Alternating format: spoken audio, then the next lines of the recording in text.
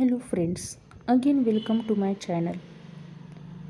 Today we are discussing about the foodborne diseases. Now, these foodborne diseases, these are the diseases which are considered to be the acute illnesses which are associated with the recent consumption of food, means the infection that we got after after the ingestion of contaminated food. It is called as the foodborne diseases. Now the food involved, that is the food responsible for such type of the disease, it is usually contaminated with either the disease pathogen or a toxicant. Now such food contains the enough number of the pathogens which are responsible for causing such type of the infection or the toxicant which are necessary to make a person sick. Now, majorly these foodborne diseases, these can be get classified into the two major group. That is, either these are considered to be the foodborne infection or the foodborne intoxications.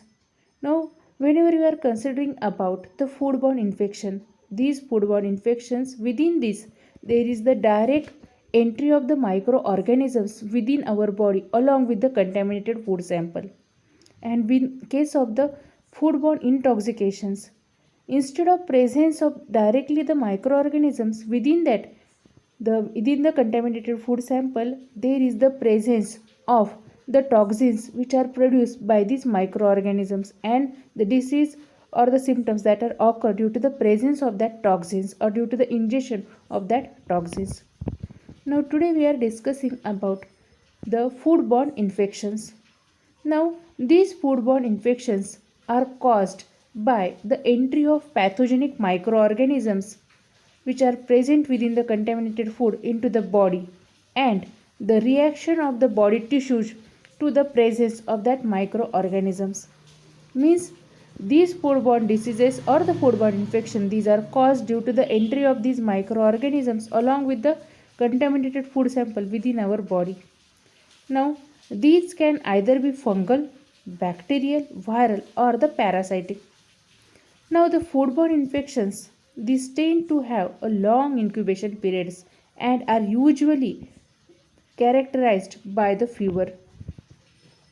Now, the bacterial foodborne infections, these are including the cholera, salmonellosis, typhoid fever, shigellosis, yersiniosis, Escherichia coli infection, Campylobacteriosis, then the Vibrio parahemolyticus and the Listeriosis.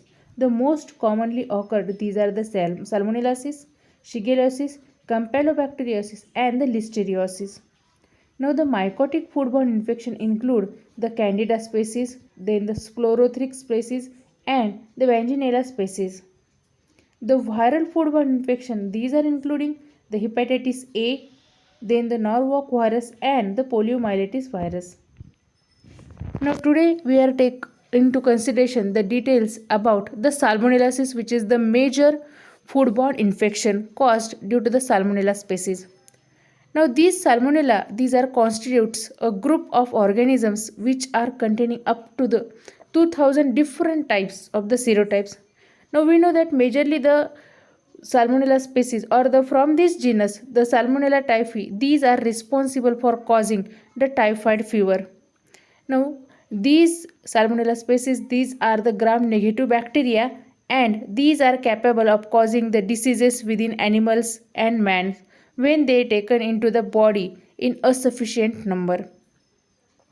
Now, the many Salmonella species, these are having the wide host range.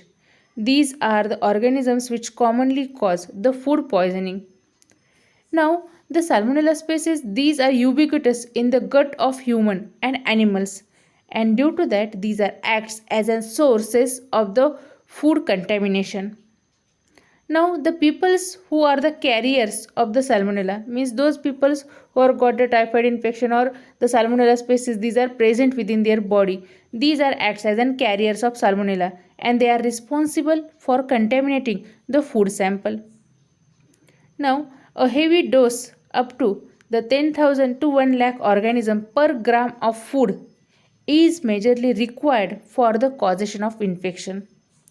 Now these salmonella, these are grow well on the food and can exist for a considerable period in the feces also and on the pastures. Now majorly the salmonella species responsible for causing the foodborne infections. These are including the Salmonella typhimurium, Salmonella enteritidis, Salmonella dublin, then the Salmonella Softenberg. These are the common species which are associated with the foodborne infection. Now, the consumption of inadequate cooked or the thawed meat or the poultry products, these are preferentially responsible for the salmonellosis. The cross contamination of food from the infected food handlers, these are also responsible for contamination of the food with the salmonella. The presence of flies, cockroaches, rats in the food environment that acts as an vectors for the disease. Now majorly the food involved within the salmonellosis, these are including any food which is contaminated with the salmonella may be involved within this. Majorly commonly the foods which are responsible for such a cases of salmonellosis, these are including the meat and meat products, milk and milk products, and eggs and the egg products. These are majorly involved within the causation of the salmonellosis.